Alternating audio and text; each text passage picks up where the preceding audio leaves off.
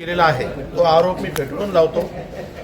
त्यांना इच्छितो की मी ह्या छत्रपती संभाजीनगरमध्ये आंबेडकरी समाजाचा कार्यकर्ता म्हणून गेल्या अनेक वर्षापासून काम करतो आणि ह्या ठिकाणी मी ज्या प्रभागात राहतो त्या प्रभागामध्ये 40,000 नागरिकांचा मतदारसंघ आहे आणि त्याच्यामध्ये 11,500 मतदार हे एसटी समाजाचे आहेत आणि त्याच्यामध्ये 700 फायली भरणं काय ही फार काय मोठी गोष्ट नाही.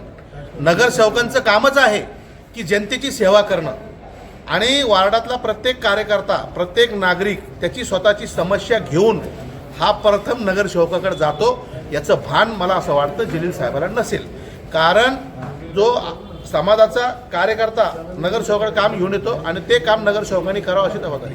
आता 700 फाईल माझ्या आहे. आता टोटल फाईल ऑनलाईन 8,400 झालेल्या आहेत. त्याच्यापैकी 8,400 फाईली ह्या महानगरपालिकाच्या फोल्डरवर ऑनलाईन झालेल्या आहेत. त्याच्यातली एकही फाईल, शून्यही फाईल मंजूर झालेली नाही. 1 वर्षापासून त्याला 1 रुपया देखील अनुदान मिळालेले नाही. मग भ्रष्टाचार कशाचा आहे? 2010 पासून आतापर्यंत भ्रष्टाचार चालू आहे असं म्हणणं. 2010 पासून भ्रष्टाचार चालू आहे असं जलील साहेबांचं म्हणणं आहे. तर 2010ला आमदार कोण होतं, खासदार कोण होतं? तर जलील साहेबच होते ना. तर तेव्हा त्यांना भ्रष्टाचार दिसला नाही का? त्यांचा फक्त रोष एवढाच आहे की लोकसभेला आणि विधानसभेला ते निवडणूक हारले आणि महेंद्र सोनवणे, अरुण बोर्डे, अमित भुईगड, जालिंदर शेंडके यांच्यामुळे हारलो ह्या त्यांच्या मनामध्ये राग आहे आणि त्या रागाच्या पोटी आम्हाला बदनाम करण्याची सुपारी त्यांनी घेतलेली आहे. कोण दिली यांना सुपारी? काय वाटतं तुम्हाला? आमच्या समाजातलेच काही.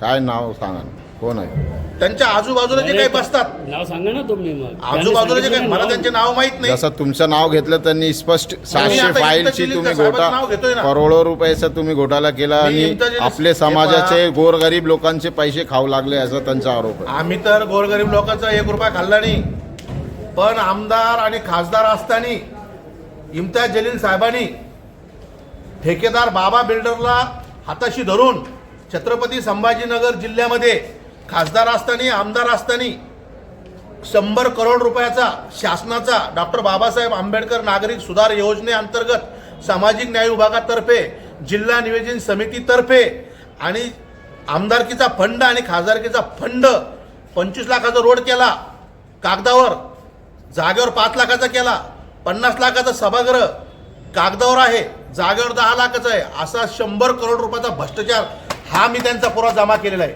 आता आम्ही सीपी साहेबाला ही तक्रार देणार आहोत. सीपी साहेबाला ही तक्रार देणार आहोत. याची कॉपी देखील आम्ही पत्रकारांना देणार आहोत. आपण सांगत आहात 8,000 फायली या भागात आहेत, पण त्यांचं असं म्हणणं आहे की महेंद्र सोनवणे यांनी फक्त 700 फाईल एकदम बोगस केलेली आहे. हाताने लिहून लिस्ट बनवून ऐका, आपण पत्रकार आहात, त्यांनी ते पण आपण पत्रकार दाखवलेले आहात, आहे. आपण सुज्ञान आहात, जनता सुज्ञान आहे. ऑनलाईन प्रकरण आपण कोणत्याही योजनेचं दाखल करतो त्यावेळेस आपण एका सेता सुविधा केंद्रावर जातो, मल्टी सर्व्हिसवर जातो आणि आपले असलेले ओरिजिनल कागदपत्र आपण त्या ठिकाणी ऑनलाईन करतो, त्याचं आपण स्कॅनिंग करतो आणि ते दाखल करतो. त्याची अर्जदाराची सही असते, त्याच्यावर महेंद्र सोनवणे किंवा इम्तियाज जलील असं बेसिकली नाव त्या प्रकरणावर नसतं. आणि ज्यावेळेस 700 फायली असो किंवा 7,000 असो किंवा 8,000 असो, कोणत्याही फाईलवर कोणत्याही आमदाराचं, खासदाराचं, नगरसेवकाचं नाव नसतं. हे आपण पहिले इम्तियाज जलील साहेबांनी समजून घ्यावं.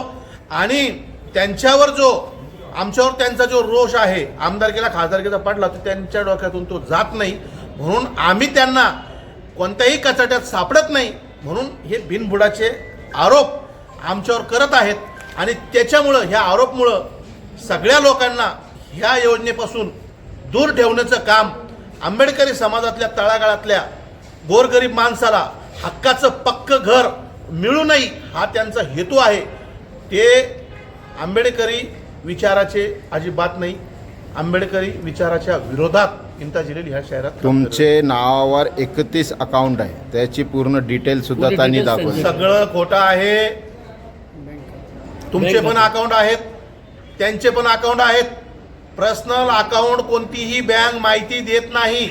आणि माझ्या नावावर 31 अकाउंट असणं काय, माझ्या नावावर 100 अकाउंट असू शकते.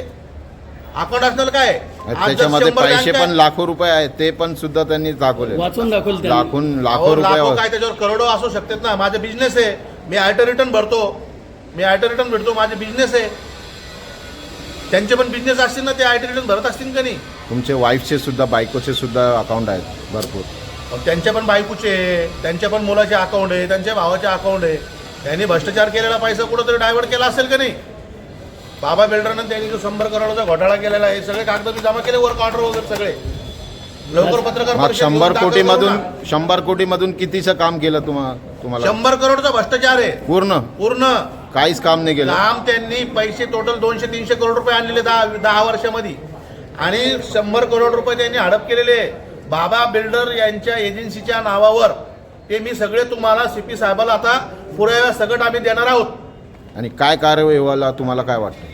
त्यांनी मुळात त्यांच्यावर सगळ्यात पहिली ही कारवाई व्हायला पाहिजे की ह्या राज्याचे उपमुख्यमंत्री एकनाथजी शिंदे साहेब, देवेंद्र फडणवीस साहेब यांचे बोगस कागदपत्र त्यांनी तयार केले.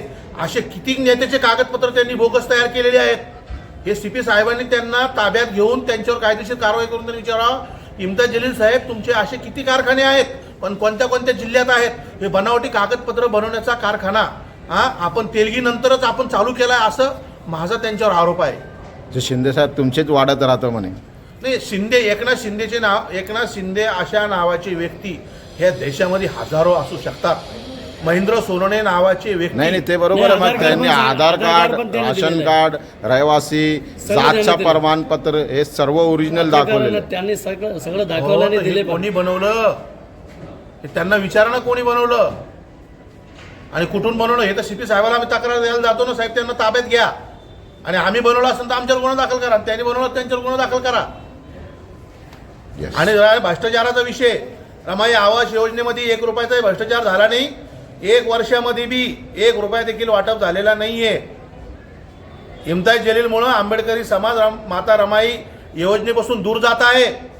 तुमचे लोक होते तिकडे, त्यांचं म्हणणं आहे की मी माझा स्वतःचा घरकुलचं भरलं आणि माझा गंगापूरमध्ये दाखवतो आणि पैसे पण उचललेले आहे. नाही सगळ्यात मोठा आरोप आहे. त्यांच्या नावावर, त्यांचेच नावावर. इम्तियाज जलीलच्या नावावर नाही जे तुमच्या समाजाचा एक माणूस होता त्याच्या इकडे होतं नाव, त्यांचं नाव तिकडे काय दाखवलं. सांगितलं, 1000 लोक एका नावाचे असू शकतात. गंगापूरमध्ये देखील महेंद्र सोनवणे असू शकतो, वैजापूरमध्ये देखील महेंद्र सोनवणे असू शकतो, पुण्यामध्ये देखील महेंद्र सोनवणे असू शकतो, हैदराबादला देखील इम्तियाज जलील असू शकतो, छत्रपती संभाजीनगरमध्ये देखील इम्तियाज जलील असू शकतो. आधार कार्ड तिथलेच डबल बनवू शकतं. पत्ता वेगळा राहतो ना त्या माणसाचा. आधार कार्ड डबल कसं बनेल? आधार कार्ड एकच बनतं ना. तुम्हाला आधार कार्ड द्यायचं एक बनवायचं, उनका एक बनता, मेरा एक बनता.